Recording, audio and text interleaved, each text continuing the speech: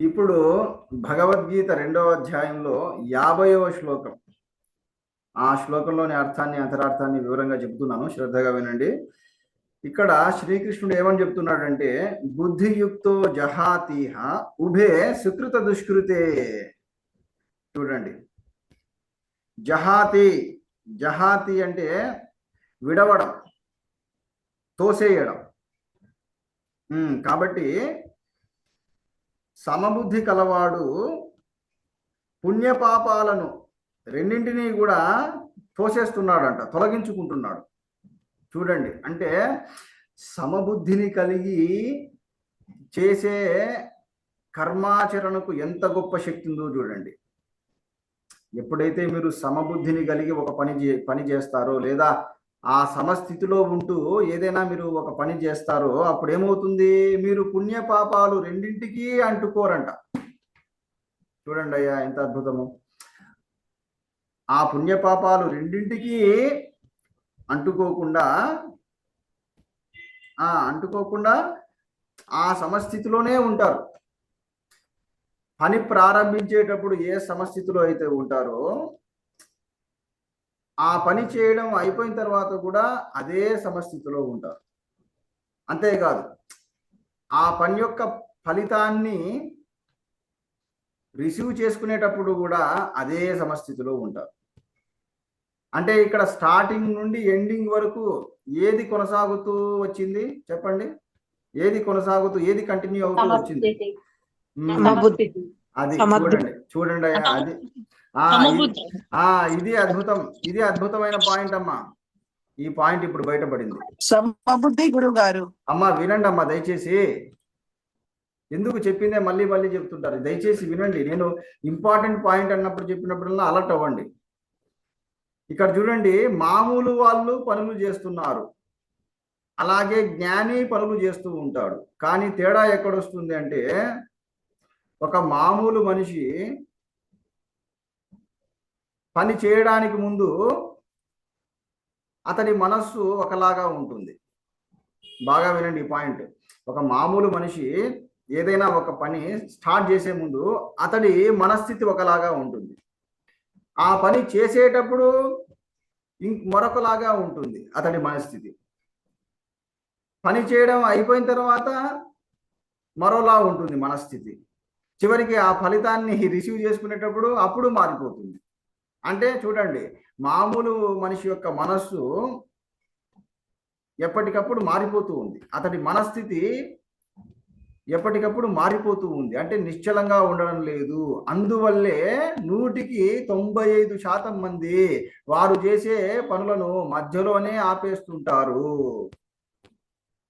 మరికొందరు ప్రారంభంలోనే ఆపేస్తారు. చూడండి, ఈ రోజుల్లో చూస్తున్నాం మనం, కొత్త కొత్త ఫ్రాంచైజీలు వస్తున్నాయి. మా ఊర్లోనే చూస్తున్నాను నేను. ఇది టీ పాయింట్లు పెడుతుంటారు, కేఫ్లు పెడుతుంటారు, ఫ్రాంచైజీలు అని చెప్పేసి. కరెక్ట్ నెల రోజుల తర్వాత చూస్తే ఉండవు అవి. చూడండి, అంటే ఏమవుతుంది? చాలామంది, కొంతమంది పని స్టార్ట్ చేసిన వెంటనే ఆపేస్తున్నారు. మరికొంతమంది మధ్య వరకు వస్తున్నారు, పని స్టార్ట్ చేసి మధ్య వరకు వస్తున్నారు, తర్వాత మధ్యలో వదిలేస్తున్నారు. మరి ఏ ఒక్కరు చివరి వరకు కొనసాగించి విజయాన్ని పొందుతున్నారు. మరి ఎందువల్ల? మిగతా వారు ఎందుకు చివరి వరకు కొనసాగించలేకపోయారు చెప్పండి? ఫలితం కోసం. ఫలితం కాదమ్మా, ఇక్కడ పాయింట్ బాగా వినండి. కాబట్టి అందుకనేనమ్మా కళ్యాణి గారు, మీరు సమాధానం చెప్పడం మీదే దృష్టి పెడుతున్నారు తప్ప బాగా వినండి పాయింట్స్. మీరు అందరికీ అవకాశం వస్తుంది, వింటున్నారా? అన్నీ నేనే చెప్పాలి, అన్ని పాయింట్లు నేనే చెప్పాలి అనే ఆరాటం తగ్గించుకోండి. నేను చెప్పే పాయింట్లు ముందు శ్రద్ధగా వినండి. కాబట్టి ఎందుకని మిగతా వాళ్ళు మొదలుపెట్టిన పనిని చివరి వరకు చేయలేకపోయారంటే చెప్పాను కదా, వాళ్ళ మనస్సు ఎప్పటికప్పుడు మారిపోతూ ఉంది, చంచలంగా ఉంటూ ఉంది. మరి ఎప్పుడైతే మీరు కృష్ణుడు చెప్పిన ఈ సమస్థితిలో ఉంటూ పనులు చేస్తారో, లేదా యోగ స్థితిలో ఉంటూ పనులు చేస్తారో, అప్పుడు 100% చివరి వరకు కొనసాగిస్తారు. అంతేకాదు, మధ్యలో ఎన్ని ఆటంకాలు ఎదురైనా కూడా వాటిని తట్టుకొని మరి మీరు చేసే పనిని చివరి వరకు కొనసాగిస్తారు. మీరు చేసే పని ఎంత కష్టమైనా, ఎన్ని రోజులున్నా, ఎన్ని నెలలున్నా అదే దీక్షతో చేస్తారు. కారణం అదే యోగ స్థితి, అదే నిశ్చల స్థితి అలా కొనసాగుతూ ఉంటుంది. చూడండి అయ్యా, ఎంత అద్భుతమైన విషయం. అందుకనే ఇటువంటి పాయింట్స్ పెద్దలే కాదు, విద్యార్థులు తెలుసుకోవాలి, స్టూడెంట్స్ తెలుసుకోవాలి. వింటున్నావమ్మా మేఘన? నీకు చాలా ముఖ్యం. వింటున్నాను గురుగారు.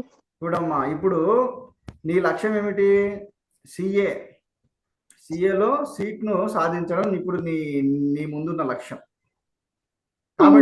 కాబట్టి మరి నువ్వు నీ లక్ష్యాన్ని ఇప్పుడు సాధించాలంటే నువ్వు ఎలా చదవాలి? ప్రతిరోజు నువ్వు మొదలు పెట్టేటప్పుడు నువ్వు ఒక ప్రశాంతమైన స్థితిలో ఉండాలి, ముందు గుర్తుపెట్టుకో. ఓకేనా? కాబట్టి నువ్వు పొద్దున్నే ఒక సబ్జెక్ట్ చదివే ముందు నీ మనస్సును శాంతింపజేసుకో. వింటున్నావా? వింటున్నాను గురుగారు. నీ మనస్సును నిశ్చలం చేసుకోవాలి. అంటే ఏదో హడావిడిగా పుస్తకాన్ని ఓపెన్ చేసి చదవడము మొదలు పెట్టకూడదు. వింటున్నావమ్మా?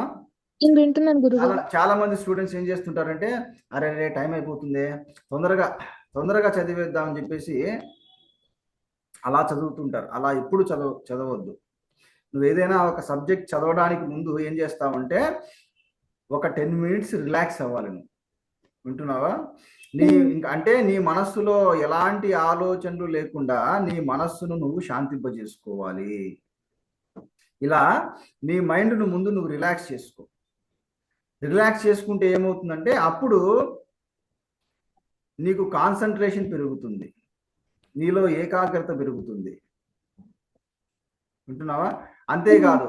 అంతేకాదు నీ దృష్టి బాగా కుదురుతుంది, నీలో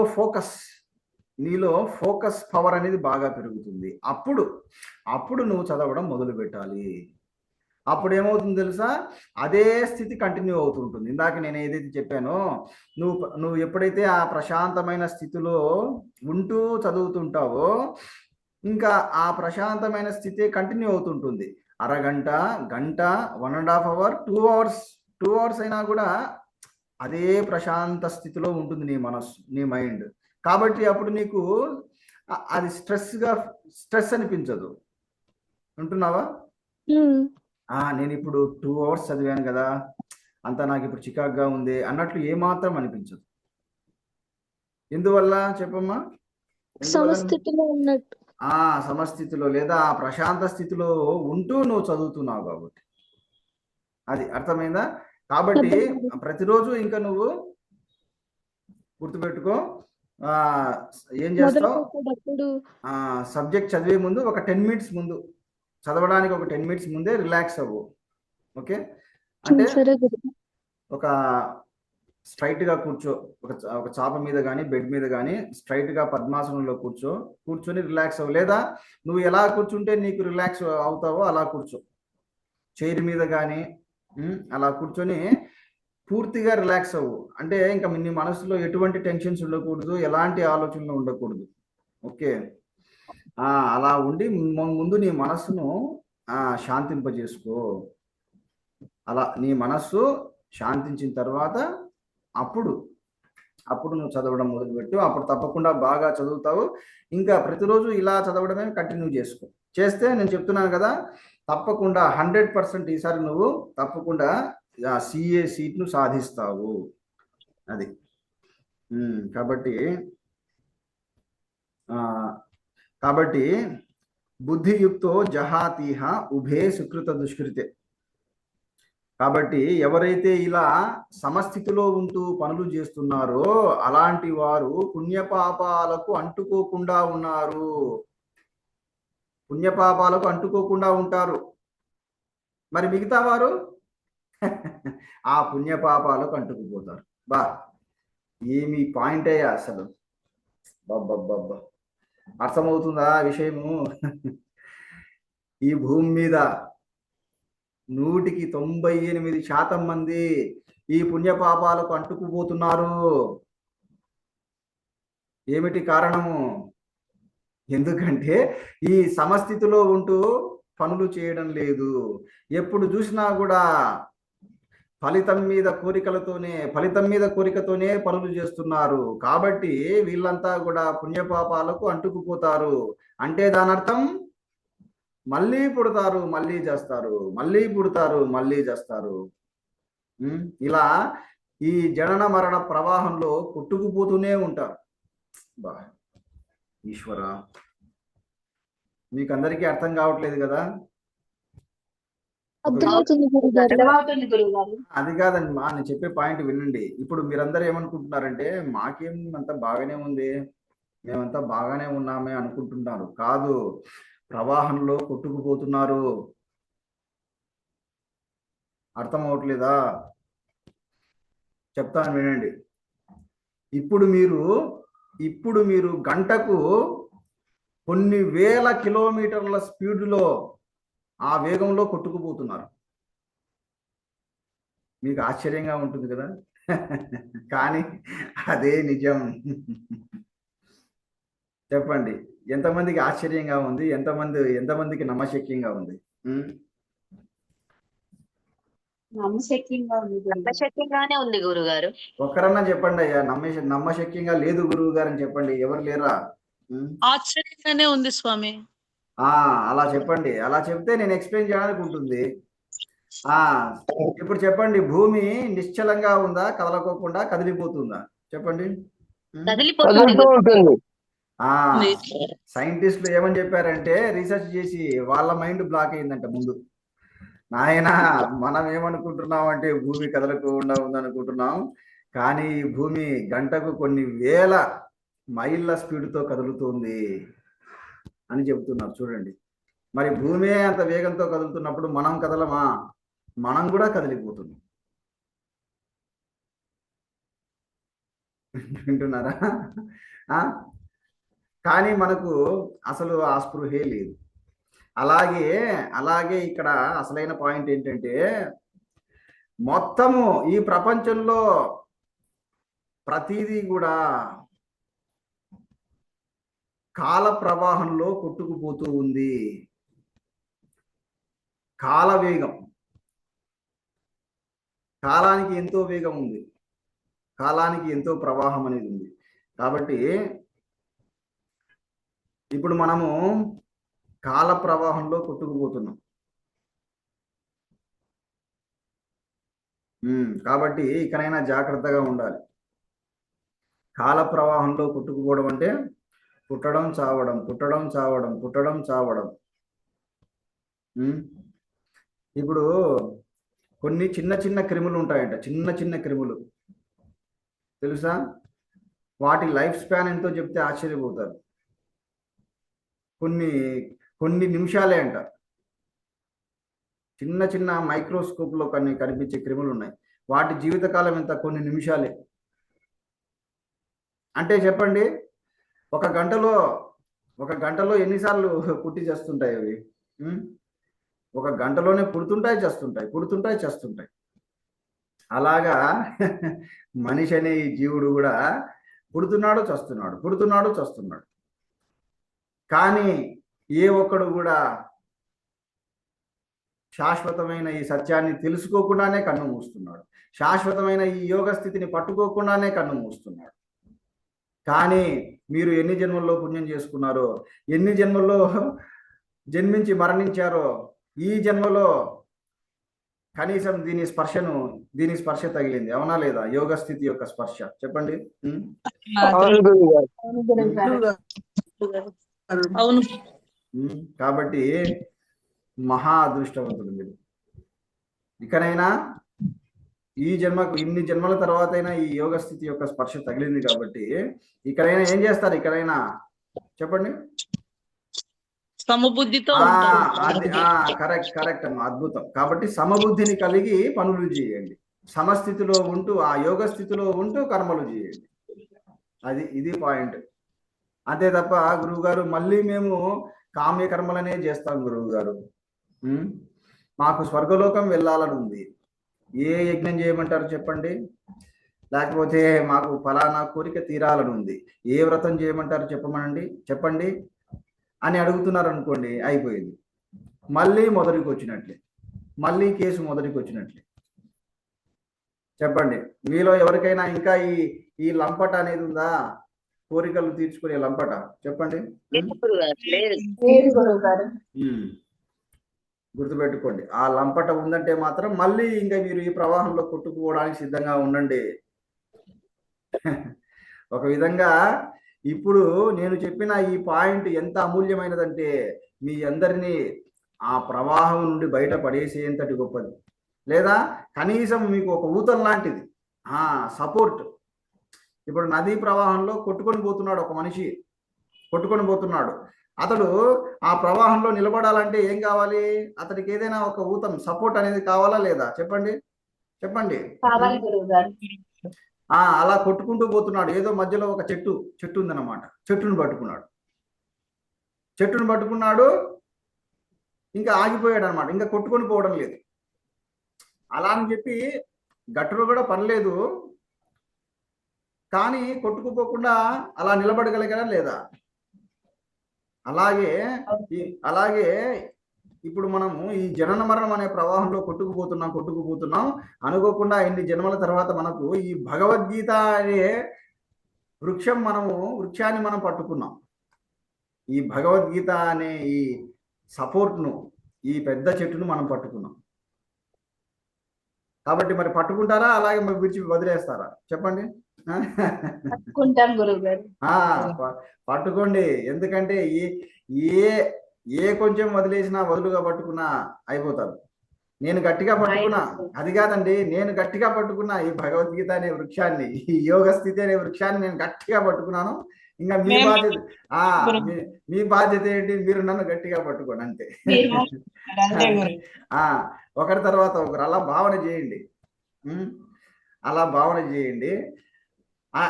అలా అంటే దీని అర్థం ఏమిటి? ఇలా మనం కొంతకాలం గట్టిగా పట్టుకుంటే ఏమవుతుంది? అప్పుడు తప్పకుండా మనము బయటపడగలం. ముఖ్యంగా ఈ సంకల్ప వికల్పాల నుండి, ఈ సంకల్ప వికల్ప ప్రవాహం, వీటి ప్రవాహం నుండి బయటపడగలం. అప్పుడు ఆటోమేటిక్గా ఈ జనన మరణ ప్రవాహం నుండి కూడా బయటపడగలం, అంటే ముక్తులం కాగలం. అది సరే. తర్వాత ఇంకా రేపటి క్లాస్లో ఈ శ్లోకంలోనే చాలా అద్భుతమైన పాయింట్ ఉంది, అది చెప్తాను. ఏంటంటే యోగ కర్మసు కౌశలం, ఇది పాయింట్, అండర్లైన్ చేసుకోండి.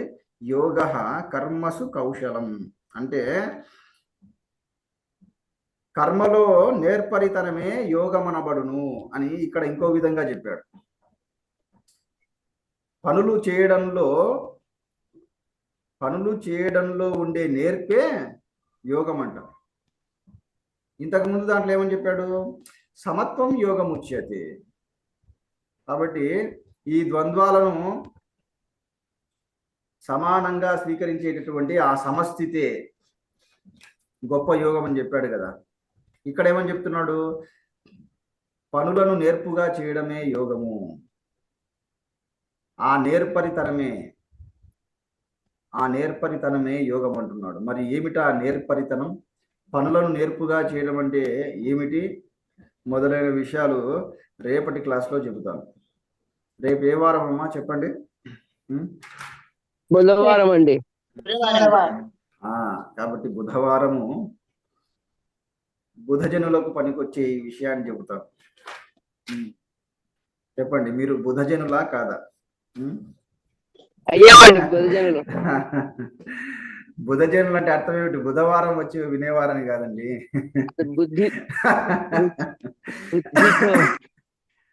బుధజనులు.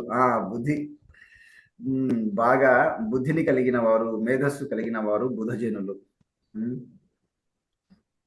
మీరు బుధజనులు అవుతున్నారులేండి. బుధులు విబుధులు. గురువు గారు చిన్న ఒక చెప్పండి. ఇందాక అమ్మాయికి